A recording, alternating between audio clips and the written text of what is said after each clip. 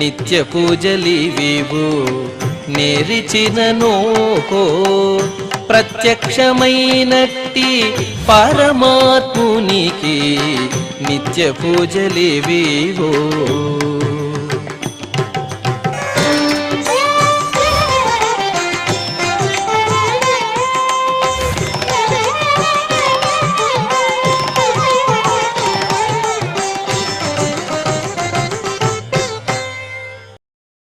ఓం నమో వెంకటేశాయ. ఈరోజు శనివారం, శ్రీ శోభకృతనామ సంవత్సరం, దక్షిణాయనము, వర్ష ఋతువు, భాద్రపద మాసము, కృష్ణపక్షము, అష్టమి తిథి, పునర్వసు నక్షత్రము, అక్టోబర్ 7, 2023.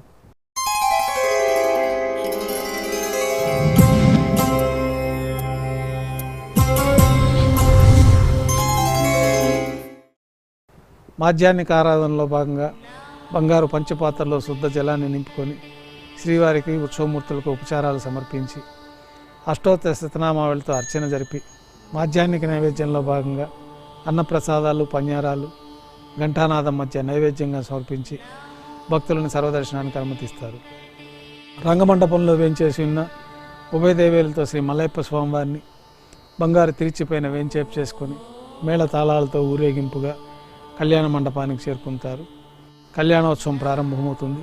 పుణ్యాహవాచనం, అంకురార్పణ, రక్షాబంధనం, అగ్నిప్రతిష్ఠ, స్వామివారికి అమ్మవార్లకి నూతన పట్టు వస్త్రాల సమర్పణ, మహాసంకల్ప పఠనం, మాంగళ్యాల ఆరాధన, మాంగళ్యాల అభిషేకం, మాంగళ్య పూజ, అనంతరం మాంగళ్యాలని అమ్మవార్లకు సమర్పణ, స్వామివారికి అమ్మవార్లకి కర్పూర నీరాజనం, విశేషమైన హోమాలతో పూర్ణాహుతి పూర్తయిన తర్వాత మాలా పరివర్తనం అనే వైదిక కార్యక్రమాలు నిర్వహించి ఉభయ దేవేరుల్ని శ్రీవారి చెంతకు చేర్చి ఈ సందర్భంగా స్వామివారికి అక్షతారోపణాన్ని నిర్వహించి కర్పూర నీరాజనం, నైవేద్యం, తిరిగి కర్పూర నీరాజనంతో కళ్యాణోత్సవం పూర్తి అవుతుంది.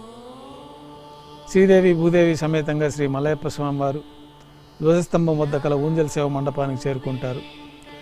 అక్కడ ఊంజల్ సేవ వేదపారాయణ నడుమ వైభవంగా నిర్వహించి కర్పూర నీరాజనంతో ఊంజల్ సేవ పూర్తి అవుతుంది.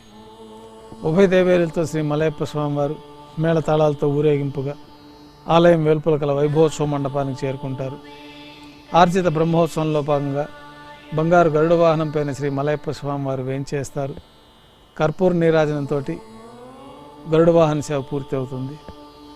హనుమంత వాహనం పైన శ్రీ మలయప్ప స్వామివారు వేంచేస్తారు. కర్పూర నీరాజనంతో హనుమంత వాహన సేవ పూర్తి అవుతుంది.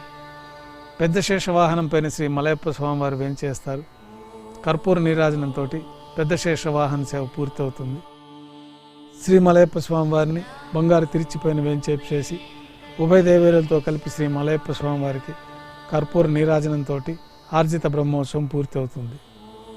సాయం సంధ్య వేళలో 1000 దీపాలతో అలంకరించబడిన సహస్ర దీపాలంకరణ సేవ మండపానికి పునర్వసు నక్షత్రం సందర్భంగా రాములవారు, సీతామ్మవారు, లక్ష్మణస్వామి, మరొక తిరిచిపైన ఆంజనేయ స్వామివారు మేళతాళాలతో ఊరేగింపుగా చేరుకుంటారు.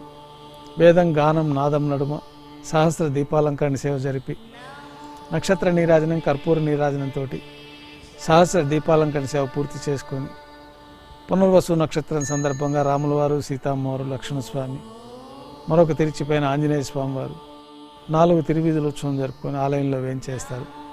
పునర్వసు ఆస్థానం పూర్తయిన తర్వాత గర్భాలయంలో వేంచేస్తారు. వెంటనే రాత్రి తోమాల సేవ ప్రారంభమవుతుంది.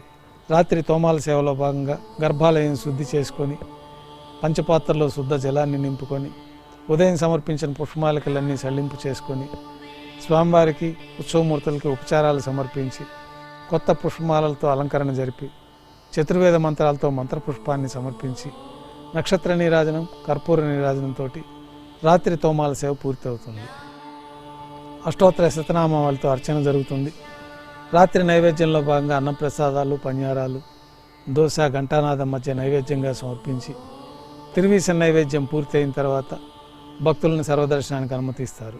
కొద్ది విరామం తర్వాత ఏకాంత సేవలో భాగంగా రాత్రి సమర్పించిన పుష్పమాలికలు సళ్లింపు చేసి గర్భాలయాన్ని శుద్ధి చేసుకొని పంచపాత్రలో బ్రహ్మ తిరువారాధన కోసమై బంగారు బిందెలోని తీర్థాన్ని సమర్పించి ఏకాంత సేవలో భాగంగా కౌతుకబేరమైన శ్రీ భోగ శ్రీనివాసమూర్తి వారిని శయన మండపంలో బంగారు పట్టు పాన్పు పైన వేంచేపు చేసుకొని ఈ సందర్భంగా దారోష్ణమైన గోక్షీరము, జీడిపప్పు, ద్రాక్ష, బాదం పప్పు, పాలు, పండ్లు నైవేద్యంగా సమర్పించి కర్పూర నీరాజనంతో ఏకాంత సేవ పూర్తి అవుతుంది. ఓం నమో వెంకటేశాయ.